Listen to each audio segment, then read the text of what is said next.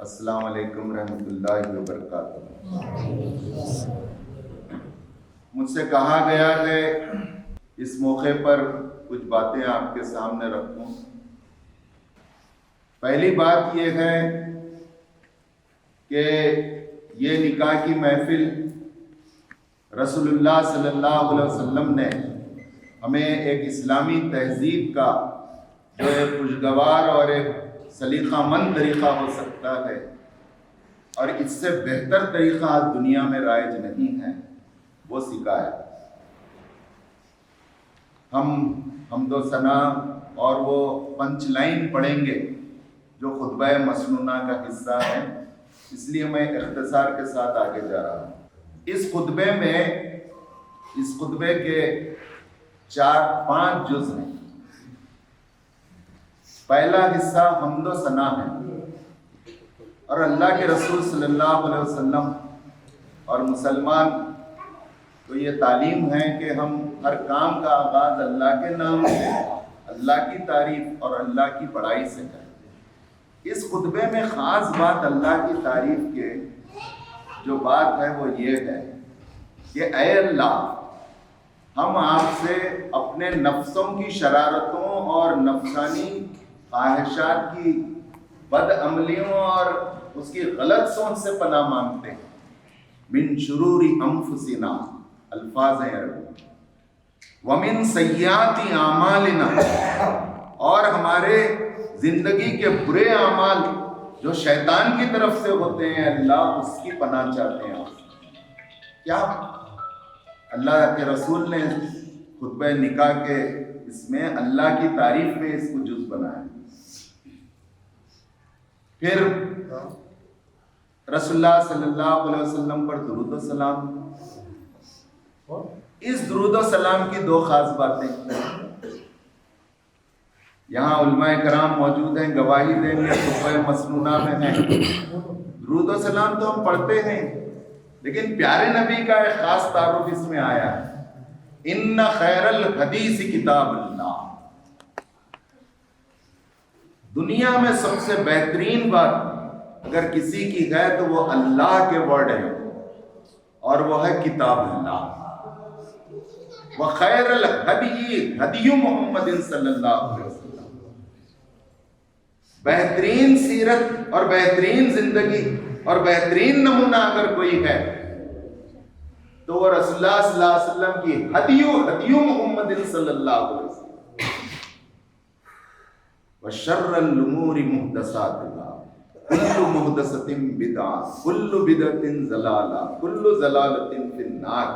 اس کے مقابل میں جو باتیں بھی ہیں، نئی باتیں ایسی جس سے اسلامی تھاٹس اور اسلامی افکار، قرآن اور سنت کے جو افکار اور سوچ اور تصورات اور خیالات ہیں اس سے ٹکراتے ہیں، وہ بدعت ہے۔ بدعت بولے تو ہر نئی چیز مائک بدعت ہے، یہ بدعت ہے، پین بدعت ہے، اس کو نہیں بولتے۔ خیر اب موقع نہیں ہے، کبھی موقع ملا تو بات کروں گا۔ وشر الامور محدثاتها، ویسا نئی چیز دین میں جو فتنہ برپا کر رہی ہے اور اسلام کے خالق کو، اس کی پہچان کو، اس کی روح کو، اس کے مزاج کو، اس کے روایات کو متاثر کر رہی ہے، وہ بدعت ہے۔ یہ اچھی طرح جان لیجیے، ہر چیز بدعت نہیں ہے۔ ویسی چیز شر الامور ہے، وہ خیر الامور نہیں ہے، اور ہر شر امور کیا ہے؟ اس کا انجام جہنم کی آگ ہے۔ یہ ہے رسول اللہ صلی اللہ علیہ وسلم کے درود و سلام کے بعد یہ دوسرا حصہ۔ تیسرا حصہ خطبے کا کلام پاک سے رسول اللہ صلی اللہ علیہ وسلم نے 4 آیتیں منتخب کی۔ اس کے بغیر خطبہ مکمل نہیں ہوتا۔ سورہ نساء کی آیت نمبر 1، سورہ آل عمران کی ایک آیت، سورہ احزاب آخری رکوع کی آیت نمبر 70 اور 78، 2 آیتیں، 3 صورتوں سے اٹھا لیں 4 آیتیں۔ سوال یہ ہے کہ ان 4 آیتوں کو ہم 1500 سال سے کیوں پڑھ رہے ہیں؟ کیا قرآن مجید کی 6666 سے زیادہ آیتوں میں سے یہ 4 آیتیں کیوں منتخب کی گئی؟ کیوں رسول اللہ صلی اللہ علیہ وسلم نے آیت الکرسی انتخاب نہیں کیا؟ کیا وہ قرآن کی آیت نہیں تھی؟ کیوں رسول اللہ صلی اللہ علیہ وسلم نے وہ آیت کریمہ منتخب نہیں کیا جس کو ہم اکثر پڑھتے ہیں، جس کو حضرت یونس علیہ السلام نے پڑھا؟ کیوں رسول اللہ صلی اللہ علیہ وسلم نے سورہ فاتحہ کو نہیں رکھا؟ کیوں سورہ اخلاص کو نہیں رکھا؟ کیوں سورہ یاسین اور سورہ کہف کو نہیں رکھا؟ بہت بڑا مطلب اور معنی ہے اس کا کہ سورہ نساء کی ایک آیت، سورہ آل عمران کی ایک آیت اور سورہ احزاب کی 2 آیتیں میں مختصر بتانا چاہوں گا۔ سورہ نساء کی آیت میں بہت تفصیل ہے، وہ باتیں بتانے کے بجائے جو اکثر نہیں آتی میں ادھر آنا چاہوں۔ تساءلون بالارحام ان اللہ کان علیکم رقیبا، اس پر وہ آیت کمپلیٹ ہوتی ہے، سورہ نساء کی پہلی آیت۔ میرے کو یاد ہے، میں وقت بچانا چاہوں۔ اے مسلمانوں، اے لوگوں، اس خدا سے ڈرو تم جس کا حوالہ دے کر تم ایک دوسرے کے حقوق طلب کرتے ہو۔ کوئی حق نہیں دیا تو بولتے ہیں ارے مرنا ہے، اللہ کا جانا ہے، تیرے کو جواب دینا ہے۔ اور رشتہ داریوں سے مانگتے ہیں، ظاہر ہے حقوق رشتہ داریوں میں چونکہ دوسرے کے اوپر کئی کو حقوق فرائض نہیں ہے، تو جو رشتہ داری کا جو عربی ٹرم آیا ہے وہ آیا ہے ارحام، جس کا مصدر ہے، اوریجن ہے رحمی، یہ رحم رحمان سے ہے۔ پھر جب یہ رحم مادر یہاں مراد ہے، عورت کی وہ پارٹ جسے انگلش میں سائنس کی لینگویج میں یوٹیرس کہا جاتا ہے اور اردو میں بچے دانی کا حصہ کہا جاتا ہے، کہا جا رہا ہے کہ تمہارے رشتے وہاں سے اللہ نے بنا دیے جب تمہارا آغاز تمہاری ماں کے بچے دانی میں شروع ہوا۔ اور اس بچے دانی کے رشتے کیا ہیں؟ اس ماں کے رحم مادر سے رشتے کیا ہیں؟ وہ 3 سلسلے۔ پہلا سلسلہ ہے ددیال کا سلسلہ، ہیرارکی میں ننیال بھی بول سکتے ہیں آپ، اس کی کرونولوجی ترتیب میں ننیال بولے یا ددیال بولے۔ دوسرا ہے ننیال کا سلسلہ۔ ایک تیسرا میں خاص طور پر جس پر توجہ دینا چاہتا ہوں وہ آپ نوٹ رکھیں، دلہے صاحب بھی اور پورے نوجوان اور پورے معاشرے کو یہ پیغام دینا ہے، بھارت کے سماج میں بستے ہوئے برادران وطن کے ساتھ رہتے ہوئے اس سلسلے کو ہم بھول گئے، وہ ہے سسرال کا سلسلہ۔ یہاں بیٹی دیے ذات کے باہر، یہ سب غیر اسلامی جملے ہیں، یہ کافرانہ پنچ لائن ہے۔ یہاں بیٹی دیے، بیٹی فاطمہ بنت محمد صلی اللہ علیہ وسلم علی کو بیاہ دینے سے پہلے، علی شوہر بننے کے بعد بھی فاطمہ بنت محمد، اب یہ 1 صدی سے انگریزوں کے زمانے سے ویفا لکھا جا رہا ہے اور رائج ہے، وہ لکھنا چاہیے، میں اس پہ کلام نہیں کر رہا۔ میرا فوکس اس بات پر ہے کہ ہمارے بڑے بھی یہ بولتے رہے کہ ارے سسرال میں عزت نہیں رہتی، سسرال ہو گیا لالیے، بہو کو بولتے ہیں کہ ڈولی آئی ڈولا جانا۔ یہ سب ہندوانی نظریات اور ہندوانی سوچ ہے جس کو ہم پروان چڑھا رہے ہیں۔ اب تک ہم نہیں سمجھے تو اب سمجھ لیں ہم کہ اللہ نے رحم مادر سے 3 رشتے چلائے گئے۔ ننیال ددیال تو خوب معلوم ہے، میں اس میں نہیں بولتا، سسرال کا بھی سلسلہ ہے۔ اسی لیے ہماری مدد کے، ہماری توجہ کے، ہماری صلہ رحمی کے مستحق یہ تینوں رشتے ہیں۔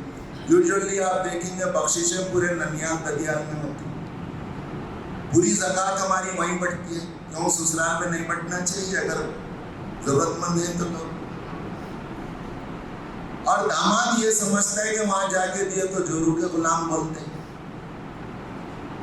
ارے داماد یہاں کے ہندوانی طریقے میں داماد بول رہے ہیں، اگر فاروق صاحب کو میرے کو تفصیل نہیں معلوم، اگر ان کے سے 2 بیٹے گئیں تو یہ محمد عصمت علی تیسرا بیٹا ہے. اور یہ میں پوری قرآن حدیث کے مطالعے کے بعد رکھ رہا ہوں، میں ایک عالم دین کی حیثیت سے یہ بات رکھ رہا ہوں. فقہ کا ایک مسئلہ نکلتا ہے، وہ مسئلہ یہ ہے کہ آپ اگر سفر پر ہیں تو آپ کو قصر ہے 80 کلومیٹر سے زیادہ. اگر آپ سسرال جا رہے ہیں چاہے وہ 200 کلومیٹر دور کیوں نہ ہو، سسرال کے گھر پہنچنے کے بعد آپ کو قصر نہیں ہے. کیوں نہیں ہے؟ اس لیے نہیں ہے کہ وہ آپ کا گھر ہے، وہاں ایسے ہی آپ کو آرام حاصل ہے جیسے اپنے گھر میں ہے، اس لیے آپ کو قصر نہیں ہے. کیا پیارا دین ہے، کیا پیاری تعلیم ہے. یہ باتیں میں آپ کو بہت سوچ سمجھ کر آج میں نے رکھنے کا فیصلہ کیا ہے. میں تفصیل میں گئے بغیر اب وہ آیتوں چھوڑ دیتا ہوں. اب میں آتا ہوں خطبہ مسنونہ کے 4تھے حصے پر. وہ حصہ ہے 3 احادیث کو رسول اللہ صلی اللہ علیہ وسلم کوٹ کرتے تھے. ایک مشہور و معروف حدیث ہے النکاح من سنتی، جو رخوں میں بھی ہم لکھتے ہیں. وہ ایک حدیث بھی ہے اور ایک طویل حدیث کا ٹکڑا بھی ہے. کبھی موقع ملے تو آپ کو میں وہ طویل حدیث سناؤں گا، بڑی انٹرسٹنگ اور بڑی سبق آموز ہے. پھر ایک اور حدیث ہے کہ ایسی عورت سے نکاح کرو جس کو زیادہ اولاد ہو اور شوہر سے محبت کرے. اور ایک حدیث ہے کہ دنیا متاع ہے اور دنیا کی بہترین متاع نیک عورت ہے، وہ نیک بیوی ہے. یہاں میں مختصر آپ کو ذرا سا بتاؤں گا. آج کے ماحول میں اور یہ ٹیکنالوجی اور آئی ٹی اور اس کا جو ایگریشن ہے سوشل میڈیا کا، وہ نسل متاثر ہے اور آئندہ متاثر ہو سکتی ہے، اللہ بچائے رکھے. وہ ہے وعلیکم السلام لیو ان ریلیشن شپ، یعنی ہم نکاح کرے بغیر ان میریڈ رہ کے ہم ریلیشن رکھیں گے. اور اس کو آپ کو یورپ امریکہ میں پہلے قانون اجازت دیتا تھا، انڈیا میں بھی دیتی سپریم کورٹ. اسلام میں حرام، اس لیے کہا گیا کہ دنیا کی ساری لڑکیاں تمہارے لیے حرام. کیا پیارا اصول ہے. دیکھیے کھانے پینے میں دنیا کی ساری چیزیں تمہارے لیے حلال، سوائے ان چیزوں کے جو سورہ مائدہ میں بیان کی گئی ہیں 5 چیزیں. وہ تفصیل میں جانا نہیں چاہ رہا ہوں. اتنا دلچسپ مسئلہ ہے یہ اور اتنا سادہ اور آسان بات ہے. نکاح کے معاملے میں مسلمان بچوں، نوجوانوں جو بھی نکاح کرنا چاہ رہے ہیں، دنیا کی پوری عورتیں اور لڑکیاں تمہارے لیے حرام، سوائے اس کے جس سے تمہارا نسبت ہو جائے، انگیجمنٹ ہو جائے یا نکاح ہو جائے. تو کہا گیا کہ جو نکاح نہیں کر کے بغیر شادی کے رہنا چاہ رہا وہ بھی حرام. اب میں دوسری حدیث کی طرف آتا ہوں، لیو ان ریلیشن شپ. آپ کو حیرت ہوگی کہ میں حالات سے واقف ہوں اور میں نئی نسل کیا چیلنجز ہیں اس سے خوب واقف ہوں. آئی واز ایکس مسلمس، بلکہ آپ اگر نیٹ پہ چلے جائیں تو میں کبھی مسلمان تھا، بلکہ کئی مسلم بچے بامبئی کے باہر کے اس پر جوائن ہو رہے ہیں. جاوید اختر بھی اس میں ہے. بہرحال اللہ تعالیٰ ہم سب کو بچائے، ہماری نئی نسل کو بچائے. میں بھی کبھی مسلم تھا، ایک گروپ بن چکا ہے اور ایکٹیو ہو چکا ہے اور نہیں. اب دوسری حدیث یہ کہ بیوی ایسی عورت سے نکاح کرو جو شوہر سے محبت کرے، جس سے اولاد زیادہ ہو. نکاح کے 3 مقاصد ہیں. پہلا مقصد ہے سکون اور راحت، دونوں کے لیے سکون اور راحت، دلہے کے لیے بھی سکون اور راحت، دلہن کے لیے بھی سکون اور راحت. میں اس حیثیت سے مبارکباد دیتا ہوں کہ آج دلہا اور دلہن کی وہ فطری خواہش کی تکمیل ہو رہی ہے جو ان کی عین فطری خواہش ہے، جس کو دین اپریشیٹ کرتا ہے اور موٹیویٹ کرتا ہے, حوصلہ افزائی کرتا ہے. کیوں کرتا ہے حوصلہ افزائی؟ اس لیول تک اٹھاتا ہے اس خواہش کو کہ اے دلہے میاں, اے دلہن, تم دونوں ایک سماجی کام, ایک خانگی کام, یا ایک سوشل ایکٹیویٹی, یا ایک کوئی کاروبار, یا کوئی ایک ایسا چھوٹا موٹا ایگریمنٹ نہیں کر رہے ہو, تم اللہ کی ایک عبادت اور رسول اللہ کی ایک سنت کو زندہ کر رہے ہو. صحابہ نے پوچھا اللہ کے رسول یہ عبادت کیسا ہو گئی, کیا اس پہ اجر ملتا ہے کیا؟ تو رسول اللہ صلی اللہ علیہ وسلم نے کہا دیکھو بھائی, اگر آپ غلط طریقے سے عورت کے ساتھ, مرد یا عورت کوئی بھی غلط طریقے سے یہ سکون حاصل کرنا چاہے تو وہ گناہ گار ہوگا اللہ کے پاس. تو یہ آپ صحیح طریقے سے میرے بتائے ہوئے طریقے پر کریں گے تو آپ کو اجر ملنا فطری بات ہے, اس لیے یہ عبادت قرار دیا. اس کا دوسرا مقصد ہے, اس میں سورہ روم میں آیا ہے, میں تفصیل میں جانا نہیں چاہتا, رحمت, مودت, الفت, یہ الفاظ قرآنی ورڈز, قرآنی اصطلاح میں استعمال کی. اس کی اتنی پیاری تشریح مفسرین نے کی ہے, اُنَّا لِبَاسٌ لَكُمْ وَأَنْتُمْ لِبَاسٌ لَهُنَّ, کہ عورتیں تمہاری لباس ہیں اور تم ان کا لباس. سورہ بقرہ میں کہا گیا حرثکم نساء حرث لکم, عورتیں تمہاری کھیتی ہیں, اس کھیتی میں تم جیسا چاہے چلے جاؤ. تم کسان ہو, اس میں جو بیج بونا چاہے, جو فصل اگانا چاہے اگا لو. یعنی جہاں یہ سکون اور راحت ہے, شوہر بیوی کے لیے قلعہ ہے. حصار, احسان, الف ہے سوات الف نون, سین سے نہیں سوات سے, احسان عربی ہے, سورہ بقرہ میں جو آیا احسان, اس کو کہا جاتا ہے قلعہ. تو یہ نکاح کیا ہے, دلہے کے, دلہن کے لیے یہ دلہے میاں قلعہ بنا دیے, اور دلہن دلہے کے لیے قلعہ بنا دی اپنا, اور قلعہ بندی ہو گئی, اور دونوں کی عزت, ان کی شان, ان کی نیک نامی, ان کی عفت اور ان کی پاک دامنی باوقار اور اپہولڈ ہو گئی. نہیں تو انہوں منہ چھپاتے پھرتے تھے گناہ کر کے. اب انہوں ہولڈ ہیڈ ہائی اپنے سر کو اونچا رکھیں گے کہ میں نے باضابطہ نکاح کیا. پھر نکاح کا ایک مقصد یہ ہے کہ اولاد ہو, اسی لیے رسول اللہ صلی اللہ علیہ وسلم نے کہا, اور کثرت اولاد پر رسول اللہ نے فخر کی بات کی. میں کیونکہ وقت ہو رہا ہے, میں اس کے ایک آخری حصے پر آ جاتا ہوں. وہ ہے دلہے میاں دلہن کے ساتھ کیسے ملے.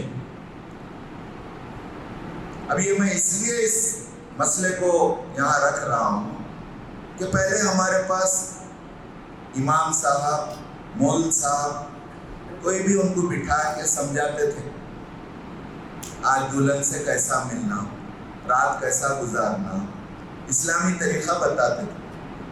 اب یہ بچوں کو نہ کوئی کتاب دے رہا, نہ باپ بیٹے میں اتنا ہو سکتا ہے یہاں بتائے مجھے, میں ایسی عمومی صورتحال میں دوری ہے کہ نہ بیٹھتے, نہ سمجھتے, نہ سنتے, خالی انہوں کیا یوٹیوب پہ دیکھنا. کیا یوٹیوب ہمارا رہبر ہے, سیرت پوری ہے بولتے ہیں تو ایک ایک چیز کی ہے سیرت میں.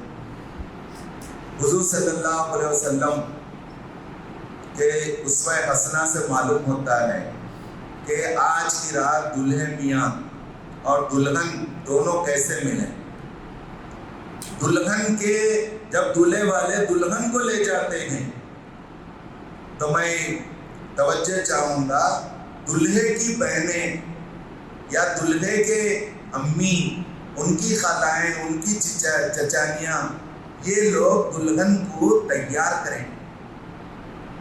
یعنی دلہے سے ملنے کے لیے جو ڈریسنگ چینج کرنا ہے وہ پوری کر کے ان کو دلہن کے روم میں بٹھائیں سجا کے. اس کے بعد دلہے میاں کو اندر دعوت دینا ہو, عورتیں چلو آؤ میاں تم اب ملو تم.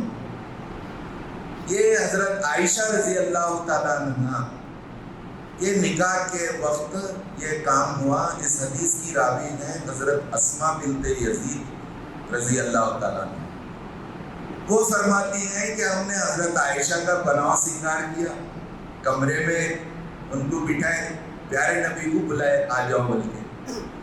اب یہاں پہ کیا ہے, ظاہر ہے حضرت عائشہ کی عمر بہت کم تھی, یہاں پہ میچورٹی ہے سب میں, تو آپ ایک حد تک وہاں رکیں, اس کے بعد دونوں ملنے کے بعد آپ باہر آ جائیں, آ جاتے بھی ہیں. وہاں کیا ہو, میں دلہے کے حوالے سے پورے نوجوانوں کو یہ پیغام دینا چاہتا ہوں. حدیث میں آتا ہے کہ کوئی ایسی صورت نکالی جائے جس میں حدیث میں آتا ہے کوئی میٹھی چیز دلہے میاں دلہن کو پیش کرنا. دودھ کا ذکر آتا ہے, شربت کا آتا ہے. جب ہمارے پاس ایک طریقہ ہے تو ہم کیوں دوسروں کے طریقے کو لے کے کیکاں کاٹنا بھی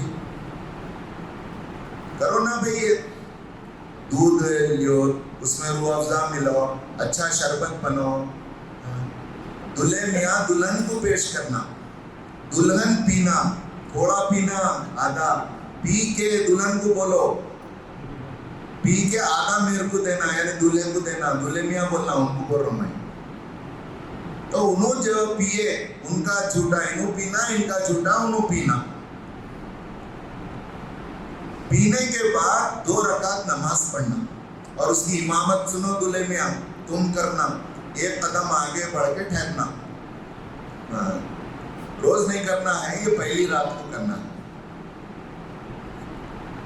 امامت کے بعد دلہن کی پیشانی کے اوپر سامنے کے بالوں کے پاس ہاتھ رکھنا, ہاتھ رکھ کے بوسہ دینا, دے کے مبارکباد کی دعا کرنا, اللہ سے ان کے اندر جو خیر ہے اس کے طلب کرنا, اور ان کے اندر جو بھی شر ہے شیطان کی طرف سے اس سے پناہ مانگنا. ہم لوگ تو مبارکباد دے رہی, سب سے بڑی دعا دولہے کی دلہن کے واسطے مبارکبادی کی برکت کی ہوں گی, اور دلہن کی مبارکباد دولہے کے واسطے برکت کی ہوں گی. یہاں آپ کو یہ بتاتے ہوئے مجھے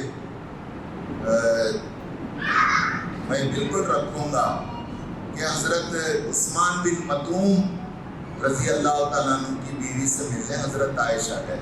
سہیلیاں تھے, ملتے تھے, پڑوسن تھے, تو انہوں سادے کپڑے میں تھے. تو انہوں بولے کیوں بھابی آج بھیا عثمان سفر پہ لے گئے کیا, نہیں ہے کیا شہر میں کچھ؟ تو دلہن آپ اپنے دلہنوں کو بھی بولیے, بیوی سے ذکر کیجیے کہ آپ میرے سامنے اچھا بن ٹھن کے رہنا. حدیث میں آتا ہے کہ وہ دلہن, وہ عورت اللہ کے پاس سب سے نیک ہے جو اپنے شوہر کی خدمت کرے, جس کے اوپر شوہر نظر ڈالے تو وہ خوش ہو جائے, اور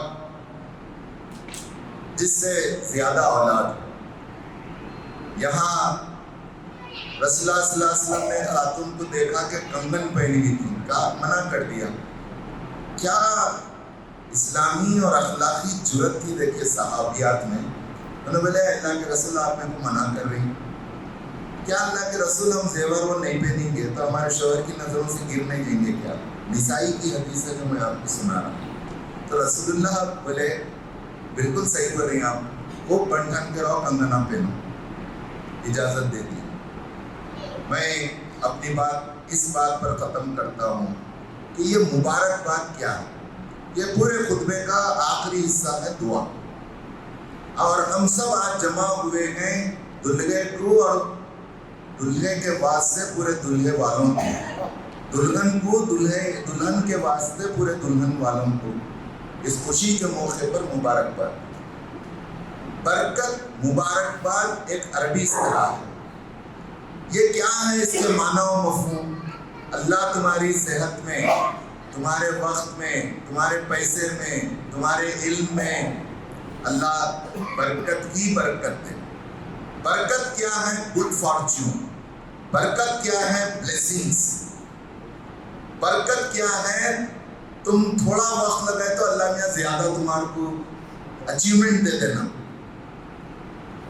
رسول اللہ صلی اللہ علیہ وسلم کے 300 سے زائد معجزات ہیں. حضرت ابو ہریرہ رضی اللہ تعالیٰ عنہ کی روایت ہے، ایک مرتبہ دودھ پیش کیا گیا رسول اللہ صلی اللہ علیہ وسلم. آپ نے دودھ پیا، پی کر سب کو دیا. باہر اصحاب صفہ بیٹھے تھے، بولے سب کو پلاؤ. سب کو پلائے. پلانے کے بعد بھی وہ دودھ بچا. اس کا نام ہے برکت. اور بالکل اگر ہم دعا کریں گے تو اللہ ہماری زندگی میں بھی برکت دے گا. اور آج پوری دنیا اس کی کمی کو محسوس کر رہی ہے. نوٹ بندی سے پہلے 2000 کی نوٹ تھی. جب بھی بولتے تھے لوگ نا برکت اللہ، کیا مسلمان کیا غیر مسلم، برکت ہی نہیں ہے جی 2000 کی نوٹ میں بھی. اب تو 500 کی بڑی نوٹ ہے، اگر 10 نوٹاں بھی کسی کو دیے تو ان پر 2 دن میں خرچ ہو گیا. برکت ہی نہیں ہے. تو یہ خیر و برکت کی دعا پورے اس کے معنی و مطلب کے ساتھ ہم دے رہے ہیں. وہ دعا کیا ہے، میں اپنی بات ختم کروں گا. بارک اللہ لک، اللہ آپ کو یہ مبارک کرے. وہ بارک علیک، اور تمہارے اوپر برکتوں کا نزول کرے. وجمع بینکما بالخیر، اور تم دونوں کو اللہ ملا رہا ہے. تا حیات، اللہ تعالیٰ تم کو خیر پر قائم رکھے. میں شکر گزار ہوں محمد علی صاحب کا اور آپ سب کا کہ مجھے موقع دیے. اللہ سے دعا ہے کہ اللہ تعالیٰ اس نکاح کو قبول فرمائے. اللہ تعالیٰ خوب رحمتیں برکتیں نازل فرمائے. وآخر دعوانا